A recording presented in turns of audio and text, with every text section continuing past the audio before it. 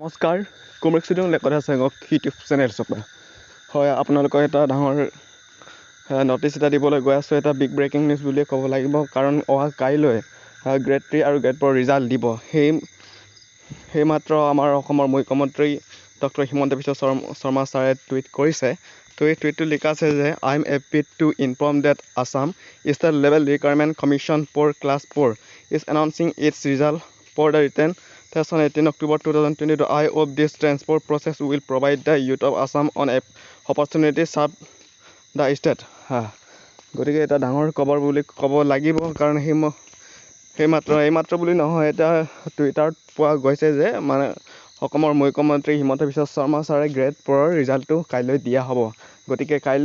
আপোনালোকে চাব পাৰিব সেৱা online.organization আপোনালোকে গৈ চেক কৰি চাব পাৰিব গতিকে আজিৰ আমাৰ সেই ভিডিঅ'টো সিমানতে যদি আপোনালোকে ভাল পাইছে তেতিয়াহ'লে আমাৰ চেনেলটো ছাবস্ক্ৰাইব কৰিব লাইক কৰিব আৰু শ্বেয়াৰ কৰিবলৈ নাপাহৰিব ধন্যবাদ